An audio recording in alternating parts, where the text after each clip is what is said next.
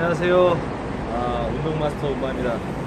자, 여러분들 오늘 또 날씨도 되게 요즘에 덥고 그런데 제가 이제 좀 선탠을 좀 다음 주부터는 또 다시 해야 될 것 같아요. 그래서 오늘 제가 이제 여러 가지 강의 중에서 이제 뭐 다각적으로 길게 설명을 해봤자 그거는 여러분들이 핵심적인 부분만 아시는 게 좋을 것 같아서 제가 핵심적인 부분만 설명을 드리고, 지금 오늘 다룰 주제는 비타민에 관련된 주제인데, 비타민 같은 거는 비타민 종류가 많잖아요. 뭐 지용성 비타민도 있고 수용성 비타민도 있는데, 그 중에서 가장 중요하게 생각되는 부분이 이제 비타민 B군인데, 비타민 B군 중에서도 종류가 많습니다. 근데 오늘은 이제 네 가지에 대해서만 좀 제가 간략하게 좀 설명을 드릴 건데, 우리가 흔히 알고 있는 비타민 1이라든지 비타민 그리고 2 그리고 비타민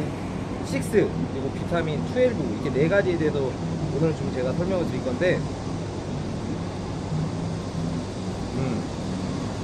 첫 번째 이제 비타민 1 같은 경우는 티아민이라고 얘기해요. 이제 뭐 약품 의학계 쪽에서는 티아민이라고 얘기를 하는데, 이 비타민 티아민이 가장 중요시되는 부분이 뭐냐면, 기본적으로 에너지 대사라는 과정 자체, 에너지 대사의 합성을 유도시켜주는 거예요. 근데 이게 중요한 건 뭐냐면, 단백질 같은 경우는 당연히 필수 아미노산이라든지 비필수 아미노산은 합성을 유도하는 데 도움이 될 거고, 탄수화물 같은 경우는 탄수화물 대사에도 관여를 하는데, 탄수화물은 반대죠. 탄수화물이 원활하게 효과적으로 쓰이지 못하면 문제가 발생하는데, 이 티아민이라는 놈이 몸에 들어가게 되면 탄수화물 대사에도 좀 관여를 하기 때문에 탄수화물 자체를 분해를 촉진시키고, 그로 인해서 불필요한 영양소가 잉여분이 몸에 남지 않게 하는 그런 성질을 또 가지고 있어요. 그래서 이런 것들 비타민 1이라는 놈이 만약에 결핍이 일어나게 되면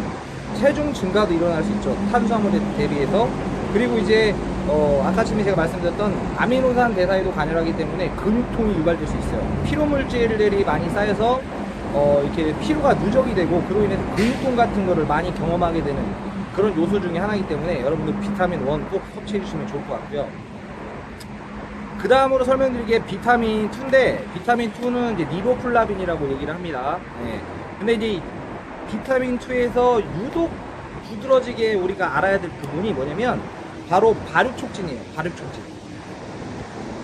우리 인간은 세포 분열을 통해서 우리가 어떤 동작을 취하고 우리가 나이를 먹음에 따라서 세포 분열이 서서히 둔해지게 되고 근육 합성도 잘 이루어지지 않는데, 우리는 끊임없이 젊음을 유지하려고 해야 됩니다.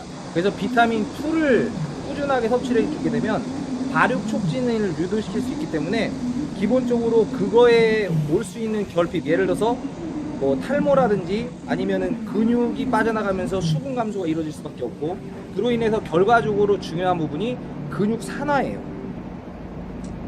근육 산화가 된다라는 거는 우리가 좋은 뜻으로 받아들일 수가 없겠죠. 그래서 리보플라빈을 적당히 섭취해줘 갖고 발육 촉진을 시켜주는 목적으로 비타민 2라는 거를 기억을 하시면 좋을 것 같고, 그리고 비타민 6이라는 거는 이제 피리독신이라고 얘기하고 알고 계시면 좋을 것 같은데요.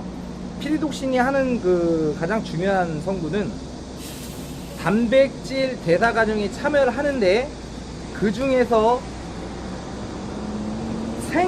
단백질을 생성하고 단백질이 파괴되려고 하는 것들을 다시 재생성시켜주는 역할을 하는 거예요.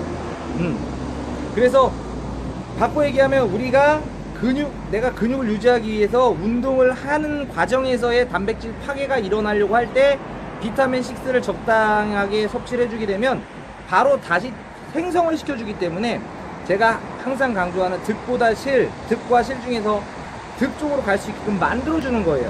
바꿔 말하면, 내가 비타민 6를 안 먹고 너무 무리한 운동을 할 경우에 당연히 근육이 파괴가 되겠죠. 아미노산 관리가 안 되니까. 그로 인해서 경련 증상이 와요. 근육이 경련이라는 부분 자체를 해소할 수 있는 비타민이라고 그냥 기억을 하시면 경련 증상 완화에 도움을 줄 수 있다, 이렇게 생각하시면 됩니다. 그리고 이제 우리가 흔히 알고 있는 무산소 운동, 산소 부족해지고 산소를 빨리 운반해 주려고 하는데, 그거에서 가장 중요한 게 비타민 12예요. 시아노코발라민이라고 해가지고, 이제 의학적 용어로는 적혈구 생성, 말 그대로 적혈구가 생성되거나 적혈구를 재생시켜주는 거죠. 적혈구라는 거는 헤모글로빈을 통해서 우리 전체의 45% 정도의 어떤 혈구를 담당하고 있고, 그 중에서 적혈구가 하는 역할이 산소를 운반하는 역할을 해주는 건데, 산소가 부족한 증상이 많이 일어나게 되면 당연히 어지럽겠죠. 어지럽다는 거는 뇌에 좀 정신적인 문제가 오겠죠. 그래서 뇌 장애가 발생할 수 있어요. 그래서 운동하는 사람이 너무 과다하게 힘을 쓰고 그렇다 하다 보면은 산소 부족 증상이 많이 일어날 수 있어가지고, 좀 어떻게 보면 근육 만드는데 최대 단점이라고 생각을 좀 하시면 좋을 것 같아요. 그래서 비타민 12는 빈혈, 뇌장애가 결핍이 되면 올 수 있다. 그래서 적혈구 생성 및 재생의 합성을 줄 수 있다. 이렇게 생각을 하시면 됩니다. 여러분들, 종합적으로 다시 한번 말씀드리면, 비타민 1은 기본적으로 전체적인 에너지 대사의 합성을 관여하고, 단백질은 아미노산 자체를 빠르게 흡수할 수 있게끔 만들어주고, 탄수화물 에너지 대사에 있어서는 탄수화물을 빠르게끔 분해시켜주는 역할을 하기 때문에 몸으로 잉여물이 발생되지 않게끔 만들어서 체중 증가를 할 수 있는 확률을 좀 적게 만들고, 근육통이라든지 피로 누적 같은 부분 자체를 빨리 풀어줄 수 있다. 그리고 비타민 2 같은 경우는 리보플라빈이라고 해서 전체적인 근육의 발육이 촉진된다라는 거죠. 발육이 촉진이 안 된다는 거는 탈모라든지 근육 속에 있는 수분이 감소돼서 근육이 산화가 되기 때문에 그 근육이 산화되는 걸 막아줄 수 있다. 이렇게 생각하시면 되고, 비타민 6 같은 경우는 피리독신이라고 해갖고 전체적인 단백질 아미노산을 관리시켜준다. 이렇게 생각하시면 돼요. 단백질이 파괴될 때 다시 재생을 시켜주고, 그래서 그런 것들을 안 먹으면 경련 증상이 많이 일어난다. 근육의 경련 증상 기억하시면 될 것 같습니다. 그리고 비타민 12는 적혈구, 즉 산소에 관련된 거를 합성시켜주고 재생시켜주기 때문에 부족할 경우에는 빈혈이라든지 뇌에 장애가 올 수 있다. 이것만 기억을 하시면 좋을 것 같습니다. 오늘은 비타민 중에서도 대표적으로 중요한 부분, 비타민 B군 중에 비타민 4종류에 대해서 좀 제가 설명을 드렸습니다. 저는 운동마스터였고, 오늘도 여러분들 왜 먹어야 되는지 이유를 좀 알고 먹으면 좋을 것 같습니다. 자, 운동마스터 운마였습니다. 감사합니다.